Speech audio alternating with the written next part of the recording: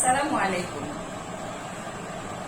আজকে আমরা সপ্তম শ্রেণীর ক্যাডেট ভর্তি পরীক্ষার একটা আইকিউ টেস্টের কোয়েশ্চেন নিয়ে আলাপ করব, যেখানে আসলে একটা সিস ছোটবেলায় আমরা সবাই খুব খেলি, সেই সিস কিভাবে কাজ করে সেটার এক্সপ্লানেশন দেওয়া হয়।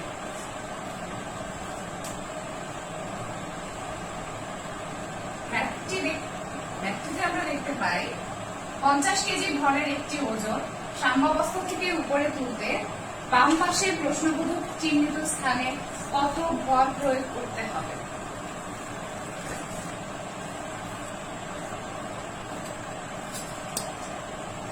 এটা একটা সিস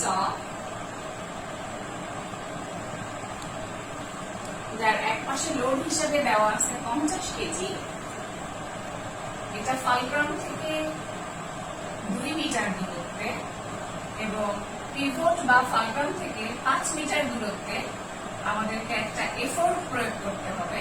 বলতে হবে এখানে কত ওজনের এফোর্ট প্রয়োগ করলে আসলে এটা সাম্যাবস্থা থেকে আমি একটু উপরে তুলতে পারবো। এই বাম পাশে আমাকে একটা ওয়েট দিতে হবে, এটা সাম্যাবস্থা থেকে এটা উপরে উঠে যাবে।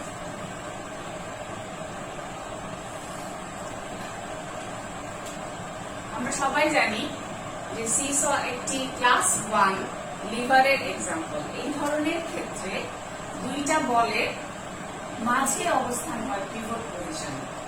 আর পিভট হচ্ছে এমন একটা পজিশন যে আসলে যার চারপাশে আমার একটা কৌণিক বল বা টর্ক প্রয়োগ করা হয়। তাহলে এটা একটা নাম পিভট বা ফালক্রাম বা এক্সিসও আমরা এটাকে বলতে পারি। এই ধরনের ম্যাথগুলোর সাম্যাবস্থার পার্টিশন হবে, এই পাশে যদি আমরা ওয়েট 1 ধরি, এই পাশে যদি এটাকে ওয়েট 2 হিসেবে কনসিডার করি, এটা যদি হয় ডিসটেন্স 1, এটা যদি হয় ডিসটেন্স 2। এই সিস এর ক্ষেত্রে সাম্যাবস্থার সূত্র হচ্ছে প্রথম weight multiplied by its distance from pivot is equal to W2 multiplied by distance D2 from the pivot. এখানে W1 unknown, distance D1 এর ভ্যালু দেওয়া আছে 5 মিটার, এই পাশে W2 দেওয়া আছে 50 কেজি এবং ডিসটেন্স দেওয়া আছে 2 মিটার। আমরা যদি ক্রস মাল্টিপ্লিকেশন করি, আমরা খুব সহজে এখান থেকে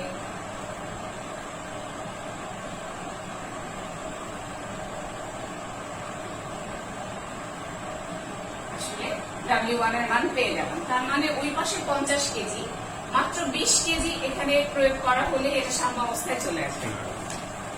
কিন্তু প্রশ্নটা হচ্ছে আমার এটা উঠে যাবে, এই বাম পাশের ওজন এখানে এমন একটা বল আমি প্রয়োগ করব যার ফলে এটা উপরে উঠে যাবে। তো আমাকে উপরে উঠাতে হলে অবশ্যই এইটা B1 এর সাথে অল্প কিছু পরিমাণ হলেও ওজন আসলে কি করতে হবে, 20 কেজির সাথে কিছু প্লাস করতে হবে। তাহলে আমাকে অবশ্যই 20 কেজি প্লাস দিতে হবে। হ্যাঁ, এটা একটা 1 কেজি হোক, 2 কেজি হোক বা সামথিং আধা কেজি হোক, তারপরেই আসলে এটাকে আমি উপরে ওঠাতে সক্ষম হব। সবচেয়ে এই ম্যাথগুলো আমি পছন্দ করার আরেকটা ইন্টারেস্টিং কারণ আছে, সেটা হচ্ছে মাইলস্টোনে আমরা সবাই জানি একটা জেট বিমান ক্রাশ করেছে। তো এটা নিয়ে যখন বারবার সবাই দেখাচ্ছিল যে বিমান ফুয়েল কোথায় থাকে, কিভাবে উড়ে, কি কি হতে পারে, কি করে অটো পাইলট মোড চলে আসে, কিভাবে পাইলট প্যারাশুট খুলে ফেলে, ওর সিট কিভাবে ইজেক্ট হয়, অনেক কিছু আলাদা আসছে। তখন আমার মনে হলো আসলে একটা সিম্পল এয়ারক্রাফটই কিভাবে ভাসে। আসলে যখন একটা এয়ারক্রাফট আকাশে থাকে তখন ওখানেও কি হয়, তখন ওখানেও আসলে একটা লোড থাকে, ওখানে ওখানে একটা লোড থাকে, ওর একটা সেন্টার অফ গ্রাভিটি থাকে। সবসময় এটা মাঝ বরাবরই থাকবে, নট নেসেসারি। এটা ওয়েটের উপর ডিপেন্ড করে উচ্চতার সাথে ও টিল্টিং এর সাথে এই সেন্টার অফ গ্র্যাভিটি আসলে শিফট করে। এবং মজার ব্যাপার হচ্ছে একটা বিমান ঠিক কতখানি লোড নিয়ে তার ইঞ্জিন উঠতে পারবে, এটার একটা প্রিসাইজ ক্যালকুলেশন আছে। তার চেয়ে বেশি লোড নিয়ে আসলে তার পক্ষে উড়ে যাওয়াই সম্ভব না। এবং এই ম্যাথটা এটাকে বলে মেকানিক্যাল অ্যাডভান্টেজ ক্যালকুলেশন, MA। এই মেকানিক্যাল অ্যাডভান্টেজ ক্যালকুলেশন আসলে একই সূত্র দিয়ে আসলে এয়ারক্রাফটের ক্ষেত্রেও প্রযোজ্য হয়। এটা খুবই আমার কাছে ইন্টারেস্টিং লাগছে ব্যাপারটা, যে এখানেও একটা আসলে লোড থাকে, আমাকে একটা এফোর্ট দিতে হয়। আমি আরো কিছু জিনিস পড়তে পড়তে পেয়েছি, সেটা হচ্ছে একটা এয়ারক্রাফট তার আসলে চারদিকেই বিভিন্ন ধরনের বল কাজ করতে থাকে, এবং একই বল বাট ওর ডিরেকশন আলাদা হওয়ার কারণে ওর নামগুলো আলাদা আলাদা হবে।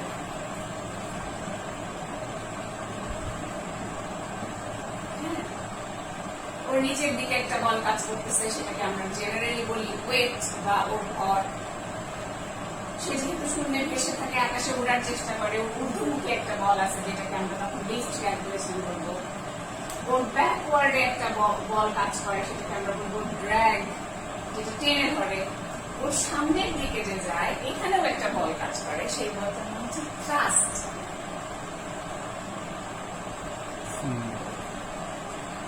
তাহলে এইভাবে একটা এয়ারক্রাফট যখন আকাশে ভেসে থাকে, আসলে অনেক ক্যালকুলেশন, ওর ফুয়েলের ইগনিশন থেকে শুরু করে, মানে এখন যে অত্যাধুনিক বিমান ফাইটার বিমানগুলো আসছে, ওগুলোতে আসলে অনেক প্যানেল থাকে, অনেক প্রোগ্রামেবল লজিক ডিভাইস থাকে। তো যে কোনো একটা, এটা আসলে সুন্দর করে উঠতে পারাটাই আসলে এটা একটা ওয়ান্ডার, অবাক করা তথ্য। এটা যে কোনো সময় আসলে যে কোনো কিছু ম্যাল ফাংশন হয়ে যেতে পারে, এটাই বরং আমাদের কাছে স্বাভাবিক। এরপরে আমি ভাবলাম যে আসলে এরপরে বিমান উঠে আমি কতটা প্যানিক থাকবো, যে আমার কতটা ভয় লাগে। যাই হোক, আমার মনে হয় আপনাদের ভালো লাগছে, এবং আমরা সবাই ছোটবেলায় খুব সিসতে উঠতে পছন্দ করি, যেটাকে আমরা আমাদের আঞ্চলিক ভাষায় বলতাম ভেকি খেলতেছি। এবং আমি এর সাথে অ্যাডিশনালি আরেকটু ইনফরমেশন অ্যাড করতে চাই, সেটা হচ্ছে একটা সিস এর ক্ষেত্রে আসলে